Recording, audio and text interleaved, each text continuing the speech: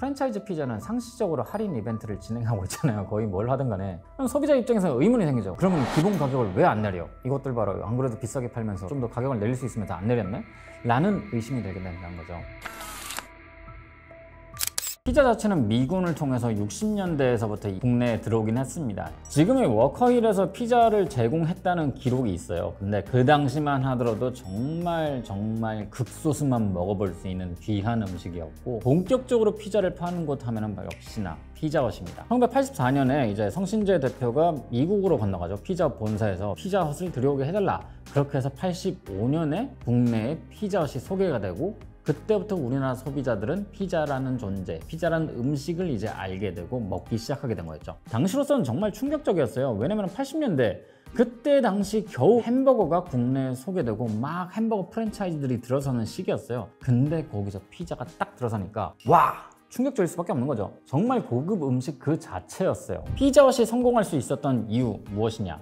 일단 첫 번째로 로컬화를 되게 잘했습니다. 불고기 피자를 내놨었고요. 이게 우리나라 소비자들의 입맛을 사로잡았거든요. 그리고 두 번째, 우리나라에선 치즈 크러스트라고 하죠. 그 미국 피자에서는 이제 스타프드 크러스트라고 하는데 그게 굉장히 큰 인기를 끌었어요. 근데 치즈 크러스트가 성공을 하면서 피자헛이 뭘 했냐? 여기 안에다 딴 걸 채워넣기 시작했어요. 고구마도 채워넣고 필링도 채워넣고 이런 식으로 해가지고 크러스트 부분, 우리나라 사람들 같은 경우는 크러스트를 그냥 맛없는 빵이라 생각하지만은 미국인들은 굉장히 좋아하거든요. 그 빵도 되게 맛있다고 생각하는데 우리나라 사람들은 그냥 위에 토핑만 올라와 있는 부분만 먹다 보니까 그 부분을 더 맛있게 먹기 위해서 안에다 고구마를 넣기도 하고 그냥 새우 같은 걸 올려놓기도 하고 그런 식으로 해서 이제 많이 먹기 시작했던 거죠. 피자는 90년대에도 좀 큰 사이즈 기준은 2만 원이었고요. 2000년대도 거의 2, 3만 원 정도는 했던 걸로 기억을 해요. 지금도 2, 3만 원 만만치 않은데 그때 당시 2, 3만 원이면 엄청나게 비싼 거였죠. 그리고 그땐 그걸 다 납득했어요. 왜냐? 피자는 비싼 음식, 엄청나게 사치스러운 음식이니까. 피자헛이 좀 내려오게 된 계기가 있습니다. 2000년대를 지나면서 피자는 점점 바뀌었거든요. 옛날에 피자는 매장에 가서 먹는 고급 음식이었습니다. 이런 레스토랑 같은 데 가가지고 피자가 구워진 걸 오면 거기서 사람들이 나눠 먹은 거였어요. 근데 2000년대부터는 배달이 점점 확산되기 시작한 거죠.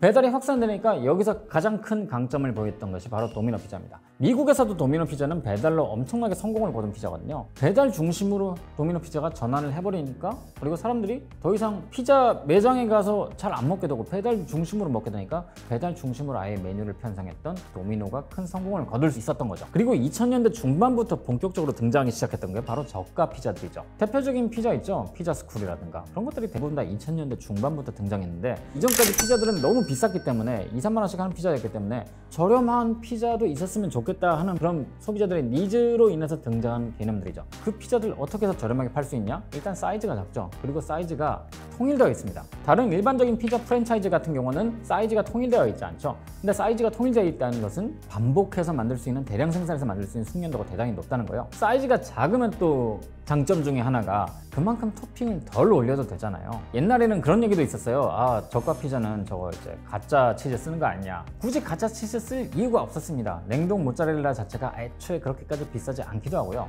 대신 피자가 작으면은 그만큼 거기에 토핑을 덜 올려도 되고 피자 소스도 좀 얇게 발라도 되고, 어차피 저가 피자를 먹는 사람들에게 가장 중요한 것은 피자 맛이 나는 것이 중요하고 가격이 중요한 거지, 얼마나 토핑을 두툼하게 많이 올리고 얼마나 뭐 소스를 많이 올리고 그건 상대적으로 덜 중요했거든요. 그리고 이런 저가 피자들이 등장하기 시작하면서 점점 대형 프랜차이즈 피자들이 설 자리를 잃어가기 시작했던 거죠. 피자에 대한 인기가 예전 같지 않죠. 아무래도 일단 제일 큰 문제는 가격 문제인 것 같아요. 미국 같은 경우는 피자는 무조건 쌉니다. 애초에 피자는 싸서 먹는 음식이에요. 미국의 대학생들이 뭐 엄청나게 피자 먹는 게 문화처럼 돼 있는데, 피자를 그렇게 먹는 것은 피자가 고급 음식이라서가 아니고 정말 싸기 때문에 싸고 배부르게 먹을 수 있는 음식이었어요. 근데 우리나라에 들어오면서, 애초에 미국에서 들어오면서 고급 음식으로 소개됐고, 그게 고급 음식이란 게 사람들 사이에서 뇌리에 박혀 있었기 때문에 비싸고 굉장히 묵직한 피자를 지향했던 거죠. 게다가 아시겠지만은 프랜차이즈 피자는 상시적으로 할인 이벤트를 진행하고 있잖아요. 거의 뭘 하든 간에.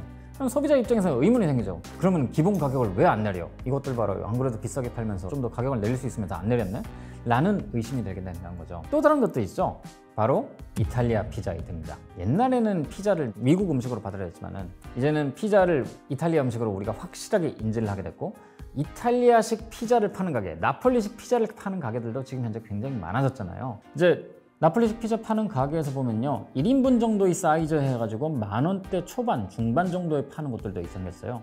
정말로 말 그대로 1인 1피자를 할 수 있는데 10,000원 초반 정도 납득할 만한 가격이긴 하죠. 냉면 한 그릇이 15,000원이 넘는 시대에. 자, 이런 식으로 너무나도 많은 옵션들이 소비자들한테 생겨났어요. 이탈리아 피자도 있죠, 동네 피자집도 있죠, 저가 피자 있죠, 그 다음에 정말 정통 미국식 그런 대형 피자들, 몬스터 피자들 있죠. 그러다 보니까 프랜차이즈 피자를 굳이 내가 선택을 해야 할 이유가 약한 거죠. 게다가 피자 자체가 배달 음식이기 때문에 지금 현재는 배달 음식으로서의 옵션이 너무 엄청나게 늘어난 상황이잖아요. 그럼 굳이 피자를 예전보다 더 찾아 먹어야 될 이유는 없다.